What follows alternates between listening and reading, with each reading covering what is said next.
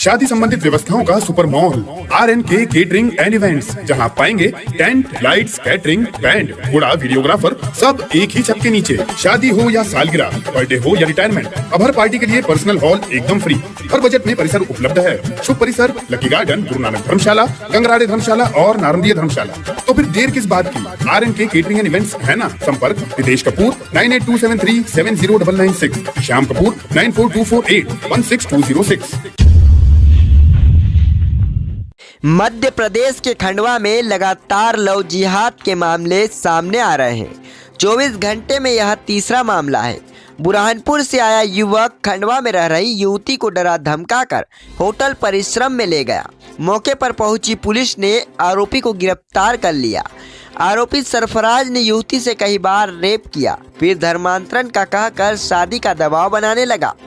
मामला थाना कोतवाली पुलिस ने खकनार पुलिस को रेफर किया। खरगोन के झिरनिया निवासी 21 वर्षीय पीड़िता कॉलेज की पढ़ाई के लिए बुरहानपुर के खकनार में बुआ के घर रहती थी। पड़ोसी सरफराज की दोस्ती फुफेरे भाई से थी।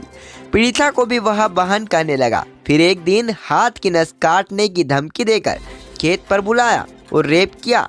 समाज में बदनामी का डर भर कर कई बार रेप किया। पीड़िता ने बताया कि उसने सरफराज को शादी के लिए कहा तो वह मुकर गया और धर्मांतरण की शर्त रख दी। आप किसी तरह सरफराज के चुंगल से निकलकर सहेलियों के साथ खंडवा आ गई। यहाँ किराए का रूम लेकर रहने लगे। मंगलवार को सरफराज ने खंडवा आकर फोन लगाया और मिलने को कहा। वह डरा धमका कर SN कॉलेज के पास होटल परिश्रम में ले गया। इसी दौरान कुछ लोगों ने देखा तो उन्होंने पुलिस बुला ली। कोतवाली पुलिस ने आरोपी शेख सरफराज पुत्र शेख शब्बीर को गिरफ्तार कर युवक पर धार्मिक स्वतंत्रता अधिनियम के तहत मामला दर्ज किया गया है। वहीं इस पूरे मामले को लेकर हिंदू संगठनों ने विरोध जताया है। वहीं आरोपियों के विरुद्ध कड़ी से कड़ी कार्रवाई की मांग की है। कि कल देखने में आया, कल लव जिहाद के 2 मामले आए और दोनों हमारी बहन हमारे जनजातीय समाज के थी, है ना। और अभी पिछले 1 महीने में जितने भी ये मामले आए हैं, अधिकतर हमको देखने में आया है कि हमारे जनजातीय समाज की जो बहनें हैं उनको टारगेट किया जा रहा है। हम लोगों को ऐसी ऐसा प्रतीत हो रहा है, ऐसी शंका है हम लोगों को कि जानबूझ के इनको टारगेट कर रहे हैं। और मैं तो आह्वान करना चाहता हूँ समाज से भी कि ये भी थोड़ा सा समाज अपने माँ बाप भी अपने बच्चों पे ध्यान दे।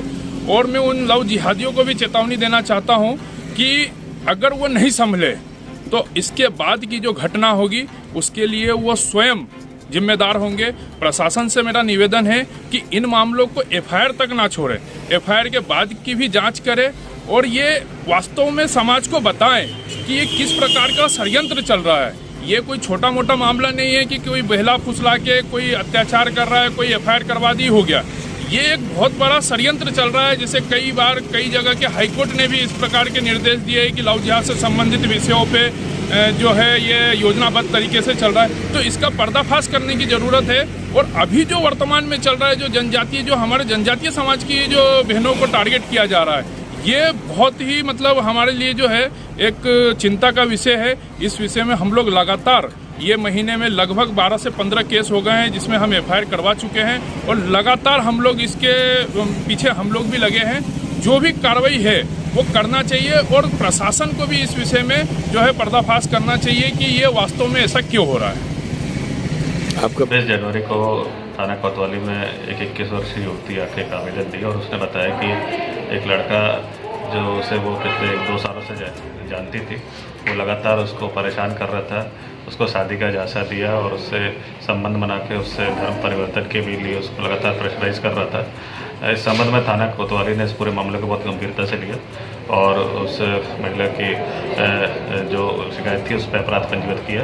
ये अपराध सेक्शन 376 में किया गया और धार्मिक स्वतंत्रता अधिनियम की धारा 3 और 4 में भी किया गया। साथ इसमें एक SC/ST एक्ट भी लगा क्योंकि वो जो युवती थी आदिवासी समाज की थी। सर, बीते 1 सप्ताह में 3 ऐसे मामले सामने आए हैं, किस तरह कार्रवाई तेज की जी? लगातार अगर ऐसे कोई भी शिकायतें हमें किसी महिला की तरफ से आती है तो हम उस पर त्वरित कार्रवाई कर रहे हैं और कोशिश कर रहे हैं कि समझाइश भी दी जाए उनको।